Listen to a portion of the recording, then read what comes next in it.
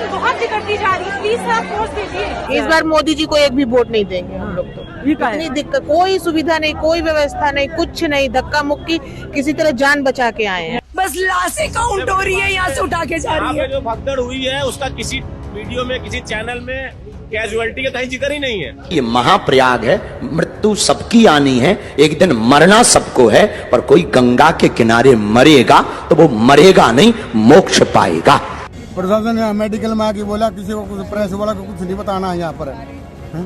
बताएं भी नहीं, क्यों पता नहीं दे रहे हमारा बंदा कहाँ है। देखिए, कुंभ जैसे आयोजन के लिए या इस प्रकार के किसी भी आयोजन के लिए जी उस व्यवस्था के साथ जुड़े हुए लोगों के मन में अगर श्रद्धा का भाव नहीं है तो वे लोग वहां पर उस प्रकार की व्यवस्था नहीं दे सकते, उस प्रकार की बुद्धि उनमें आएगी ही नहीं। प्रयागराज महाकुंभ में केवल एक भगदड़ हुई या कई और जगहों पर लोगों के मारे जाने की खबरें आ रही हैं? क्या हादसों को रोकने में नाकाम रहने वाली सरकार मीडिया मैनेजमेंट के जरिए अब आंकड़ों को मैनेज कर रही है? जिन लोगों की जान गई है भगदड़ में, सरकार संख्या छिपा रही है, और सरकार इसलिए संख्या छिपा रही है क्योंकि उन्हें मुआवजा न देना पड़े। यह आरोप सोशल मीडिया से लेकर के देश प्रमुख विपक्षी दलों ने लगाना शुरू कर दिया है। सोशल मीडिया पर जो तस्वीर, जो वीडियोस अब आ रही हैं, उसमें ललन टॉप पर एक पत्रकार ने जो सवाल पूछा, उससे पता चल रहा है कि एक लड़की कह रही है कि झूसी इलाके में भगदड़ मची है, यहाँ पे लाशें पड़ी हुई थी, कोई पूछने वाला नहीं था। उस इलाके के एक प्लाटून पुल का, यानी जिसे काम चलाऊ तरीके पर बनाया जाता है लोगों के आने जाने के लिए, उसका एक सिरा जो झूसी की तरफ था उस पर भगदड़ मच गई। ऐसी कई वीडियो सोशल मीडिया पर वायरल हैं जो ये बता रही हैं कि कई जगहों पर स्थिति काबू से बाहर हो गई है, कई जगहों पर लोगों के मारे जाने की खबरें हैं। इसीलिए उत्तर प्रदेश में समाजवादी पार्टी के मुखिया ने संसद में इस सवाल को उठाने की बात मीडिया के सामने रखी। बजट की बात तो बाद में होगी, ये सत्र और आज का दिन कुंभ में जिन लोगों की जान गई है उनके शांति के लिए जरूर बात रखी जाए। और दूसरा, उत्तर प्रदेश की सरकार, उनके मुख्यमंत्री नैतिक रूप से तो जा चुके हैं, राजनीतिक रूप से कब जाएंगे ये बड़ा सवाल है। कई साधु संतों ने पहले ही इस पर सवाल उठा दिए हैं कि जितनी ऊर्जा प्रचार में, लोगों को बुलाने में और बड़बोलेपन से अपनी तारीफ खुद ही करने और करवाने में जितनी ऊर्जा लगाई गई, उतनी ऊर्जा लोगों को आने और इंतजाम करने में नहीं लगाई गई। एक बार फिर से नई नई वीडियोस देखिए, वहां के लोगों के द्वारा जो बोली गई। इस बार मोदी जी को एक भी वोट नहीं देंगे हम लोग तो। इतनी दिक्कत, कोई सुविधा नहीं, कोई व्यवस्था नहीं, कुछ नहीं, धक्का मुक्की, किसी तरह जान बचा के आए हैं। कल्पना करिए कि टेलीविजन चैनल ही होता तो सब मैनेज हो जाता। 5 अधिकारियों की तस्वीरें लगा दी जाती, कुछ अधिकारियों को सस्पेंड कर दिया जाता और यह बता दिया जाता कि ये अधिकारी निकम्मे थे, सरकार पर कोई सवाल नहीं आता। लेकिन सोशल मीडिया के जमाने पर आप सच को ऐसे छिपा ही नहीं सकते। सोशल मीडिया में वो सारी चीजें तैर रही है। कोई कह रहा है कि एम्बुलेंस नहीं मिल रहा है, तो कोई नई वीडियोस अलग अलग इलाके से जो वहां पहुंचे हैं वो अपनी आंखों से देखे हुए बता रहे हैं कि हम तो लाशों पर चढ़कर आए, हम तो कई लोगों के हताहत होने की दृश्य को अपनी आंखों से देखे। बस लाशें काउंट हो रही है, यहाँ से उठा के जा रही है। जो भगदड़ हुई है उसका किसी वीडियो में, किसी चैनल में कैजुअलिटी का कहीं जिक्र ही नहीं है। जिस कुंभ की शुरुआत किसी गंजेड़ी आईआईटीएन के साधु बन जाने और ज्ञानी बन जाने से हुई, जिस कुंभ की शुरुआत किसी वीआईपी कल्चर के तमाशे से हुई, जिस कुंभ की शुरुआत में मीडिया और सोशल मीडिया के लोग रील्स मटेरियल खोज रहे थे और अलग अलग, कोई चिमटा बाबा, कोई कांटा बाबा से मिल रहे थे, उन लोगों को भी यह अंदाजा नहीं रहा होगा कि कुंभ में क्या होने वाला है। लेकिन क्या यह बयान देने वाले मुख्यमंत्री को भी इसका अंदाजा नहीं था कि तैयारी तो, हमें अंदाजा तो 40 करोड़ लोगों के आने का है, लेकिन तैयारी 100 करोड़ लोगों के आने की है। और वहां जो गया वो कह रहा है कि तैयारी यहां है ही नहीं। झूसी की एक वीडियो है, इसको गौर से देखिए। एक महिला पुलिस, और बताया जा रहा है कि उनके साथ 1 या 2 पुलिसकर्मी केवल और है, और भयावह भीड़, उस भीड़ को रोकने में वो नाकाम है। एक महिला पुलिसकर्मी उस भीड़ को कैसे रोक पाती, इस समूह को देखिए जरा। अंदर बच्चा सुरक्षित आपका पीछे चलिए।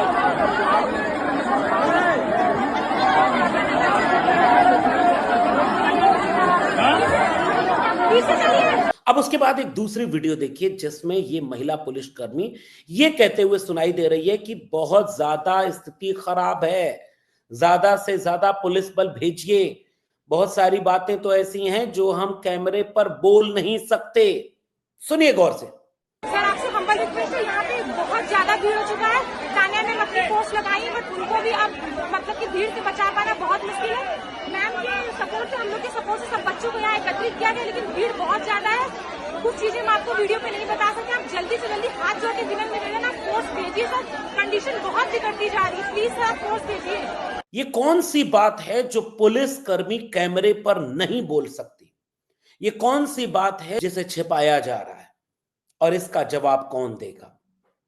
चार आंसू बहाने के भावुक हो जाकर मीडिया में बयान देना एक बात है, इंतजाम तुरंत करना दूसरी बात है। दिल्ली में प्रचार के लिए जिसको मौका मिल जाए, जो कुंभ का भी प्रचार कर रहा हो, वो इस बात के लिए कितना सजग है कि इन हादसों का जिम्मेदार कौन है। इस लड़की को फिर से सुनिए, लल्लन टॉप की कर्टसी से हम इसकी बात को सुना रहे हैं। वो क्या कह रही है, उससे अपनी बात साफ दिख रहा है। जो सिचुएशन था यहाँ पे लाशें पड़ी हुई थी, कोई पूछने वाला नहीं था। यहाँ पे 1:30 बजे सुबह के डेथ किए हुए लोग दोपहर में ले जाए गए हैं 1:30 बजे, और वो मरे कब है? सुबह। आप इतनी देर तक? मैंने तो यहाँ पे देखा है लाशों को, वो लोग मरे थे घुट के, कोई दम एकदम खत्म हो गए वो लोग, और वहां पे एक पुलिस ऑफिसर नहीं था। और अब सुमित कुमार जो एक स्वतंत्र पत्रकार हैं, उन्होंने अपने आंखों से जो वीडियोस बनाई, उन वीडियोस को आपको सुनना चाहिए, देखना चाहिए और समझना चाहिए। जो वहां पर पत्रकार अपनी पत्रकारिता निभा रहे हैं, उनकी कहानियां कुछ और है। प्रशासन यहाँ मेडिकल में आके बोला किसी को कुछ, प्रेस वाला को कुछ नहीं बताना है यहाँ पर, हैं? बताएं भी नहीं, क्यों पता नहीं दे रहे हमारा बंदा कहाँ है। अर्मी तो बैर काट देंगे, मका बैर काट दो, हम मीडिया वाले बात करेंगे तो हमने करनी पड़ेगी, बतावांगे क्या हमें। कौन बोला कि मीडिया का नाम? ये प्रशासन भी, डॉक्टर भी बोले ना, जाओ बताओ, जाओ करो, क्या करोगे। जैसे कल भी मैंने एक वीडियो में जो आपको बताया, लेकिन आज भी मृतकों के आंकड़े केवल 30 हैं। आंकड़े छिपाए जा रहे हैं क्या? आंकड़ों की बाजीगरी की जा रही है क्या? और इस बाजीगरी में कौन कौन शामिल है, ये बात अब लोगों को पूछा जाना चाहिए। और इस तरह से यह सवाल अब देश की मीडिया में इतना तेजी से उठाया जाना चाहिए कि इस बात का जवाब मिले कि सरकार क्या कर रही है। सरकार वाहवाही कर रही थी, सरकार तमाशा और प्रचार कर रही थी। खुद मुख्यमंत्री योगी आदित्यनाथ, इन तस्वीरों को गौर से देखिए, देश के बड़े बड़े लोगों को न्योता और कार्ड लेकर गए थे, आइए आप भी कुंभ में, नहाइए आप भी कुंभ में। और जब वो लोग आए तो इस वीडियो को गौर से देखिए, एक तरफ की पूरी लेन वीआईपी लेन बना दी गई है और दूसरी तरफ धक्कम धक्का। आस्था भी आर्थिक, सामाजिक और सांस्कृतिक भेदभाव करती है क्या? मां गंगा कुदरत की एक ऐसी चीज जो अपने बच्चों को डुबकी लगाने से पहले नहीं पूछती कि तुम कौन हो, तुम्हारी जात क्या है, तुम्हारी औकात क्या है, लेकिन समाज और राजनीति उसे बांट देता है। सबकी आस्था एक जैसी नहीं रहती। इसलिए कोई अमीर लड़की जाकर के अपने बाउंसर के साथ रील बनाती है कि देखिए कितना अच्छा इंतजाम है, क्योंकि सबको इस काम के लिए लगाया गया था। आप जाइए वहां तमाशा करिए और तारीफ करिए सरकार की। आप भूल गए होंगे, जब कुंभ की शुरुआत हो रही थी तो उत्तर प्रदेश सरकार ने एक नोटिफिकेशन जारी किया था कि कुंभ का कवरेज, कुंभ की बातें मीडिया में कैसे दिखाई जाएंगी। आप सकारात्मक बातें ही दिखाइएगा। अब आप इतने बड़े हादसे या हादसों के बाद क्या इन सारी चीजों को छिपा ले जाएंगे? सोशल मीडिया के दौर में अब लोग सवाल पूछने लगे, अपनी नाकामी को सरकार कैसे छिपाएगी, अपनी विफलता को वो कैसे रोक पाएंगे? और सवाल का जवाब बनता है, सोशल मीडिया पर कुंभ की कई तस्वीरें और पोस्ट उनकी है जो गायब हो गए, लोग पहुंचे ही नहीं। मेरे एक मित्र ने बताया कि उनके परिवार और रिश्तेदारी के कई महिलाएं और बुजुर्ग बच्चे अभी तक पता नहीं है, उनके दिल्ली में रहने वाले, गुजरात में रहने वाले, उनके बेटे बेटी जो पढ़ाई कर रहे हैं बाहर, वो सब ट्रेन पकड़ पकड़ के प्रयागराज की तरफ भाग रहे हैं कि उनके परिजन किसी तरह मिलें, लेकिन वो पहुंच भी नहीं पाएंगे क्योंकि वहां उतना जाना अब आसान नहीं रहा। बाई रोड तो अब जा नहीं रहे। मैं अभी जहां बैठा हूं महाराष्ट्र में, और मैं जब यहां आया तो पता चला कि महाराष्ट्र या दक्षिण भारत से मध्य प्रदेश जाने के लिए जितनी गाड़ियां जा रही हैं, कई जगहों पर उन्हें लौटाया जा रहा है। सरकार को इसकी पुष्टि करनी चाहिए, लेकिन लोग यहां पर ये बात कह रहे हैं कि अब वहां जाने से रोका जा रहा है। जैसे वीआईपी कल्चर को खुद सरकार ने अब रोक दिया है, और रोका गया उस भगदड़ वाली जगह से मीडिया को जाने से, रोका गया वहां की तस्वीरों को लाइव हो जाने से, रोका गया अखबारों में खबर छपने से, और रोका गया टेलीविजन के प्राइम टाइम पर डिबेट होने से। अगर क्रेडिट दो कटआउट लगाने वाले नेताओं को जानी चाहिए तो डिस्क्रेडिट क्या उनको नहीं होना चाहिए? अभी ही इसी दुनिया में एक ट्रेन हादसा हुआ और नैतिक आधार पर प्रधानमंत्री ने इस्तीफा दे दिया, और नैतिकता की, आस्था की और धार्मिकता की बात पर ही राजनीति करने वाली भारतीय जनता पार्टी वो कहती है कि अब इस्तीफे हमारे यहां नहीं होते, यानी गलती करो भी और उसकी सजा किसी और को न मिले। कोई सिपाही सस्पेंड हो जाएगा, कोई कर्मचारी सस्पेंड हो जाएगा, कोई सामान्य व्यक्ति सस्पेंड हो जाएगा। हालांकि प्रयागराज में बनते हुए खाने में बालू डाल देने वाला सोराव का एसएचओ सस्पेंड हो गया है। और अब बड़ी खबर यह है कि उस पुलिसकर्मी को सस्पेंड कर दिया गया है। सोराव के थाना अध्यक्ष, सोराव का जो थाना है उसके थाना अध्यक्ष ने जो भोजन बन रहा था उसमें मिट्टी डाली थी। सोराव थाना अध्यक्ष को इस वीडियो का संज्ञान लेने के बाद सस्पेंड किया गया है, और उसे होना भी चाहिए जिसे ये ट्रेनिंग नहीं मिली। हो सकता है उसे एसएचओ को लगा हो कि सड़क के किनारे यहाँ खाना बन रहा है तो खाने के चक्कर में भीड़ होगी और भीड़ की वजह से अस्त व्यस्तता होगी, लेकिन वो खाने में बालू डाल करके क्या उस भीड़ को रोक पाया होगा? जो गुजर रहे होंगे लोग, वो भूखे होंगे, प्यासे होंगे, तो उन्हें पानी मिल पाया होगा, खाना मिल पाया होगा?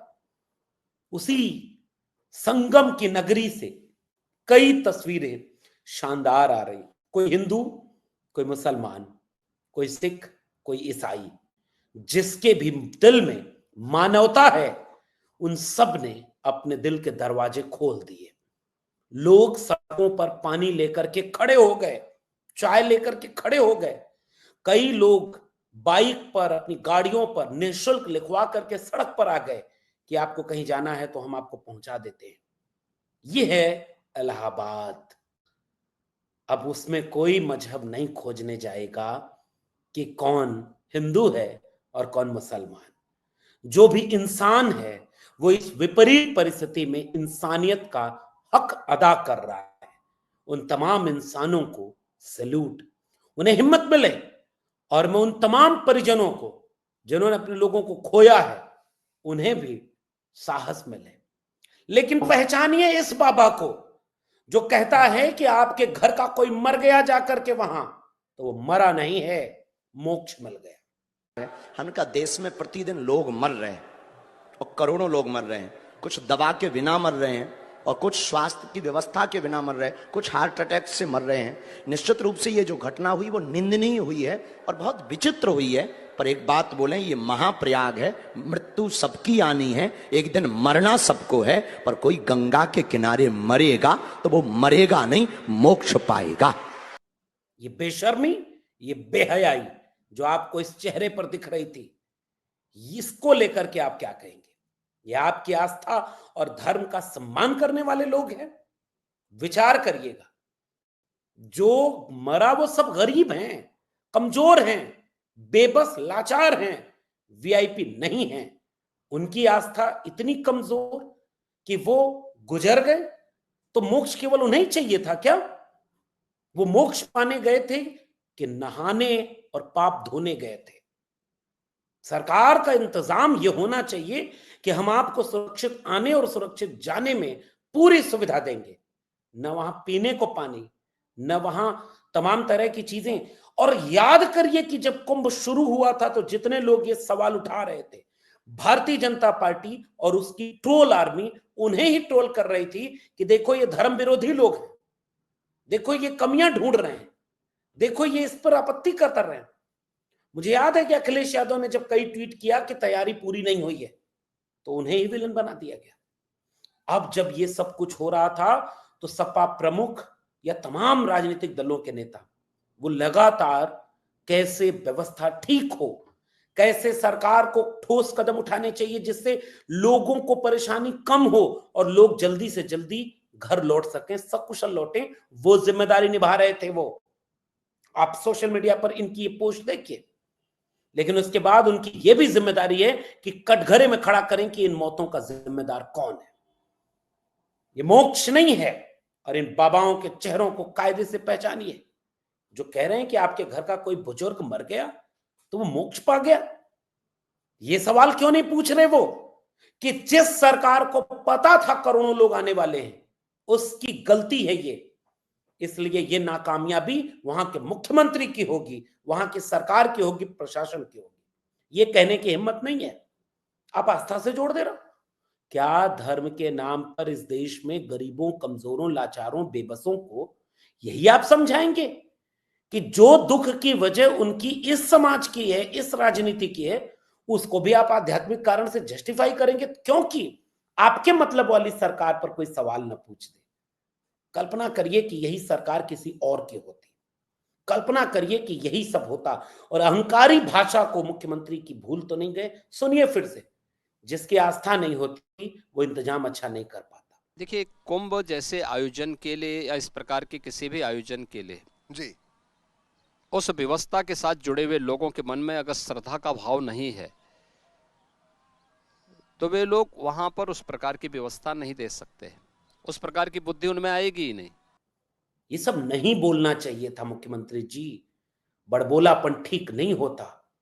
सरकारी इंतजाम बहुत मन से करना पड़ता है और खुद ही भाषण से नहीं बोलना पड़ता कि देखो कितना अच्छा इंतजाम हो गया, प्रचार करवा रहे हो आप अपनी मीडिया से। अब इसकी जवाबदेही किसकी है? फेल है पूरा प्रशासन।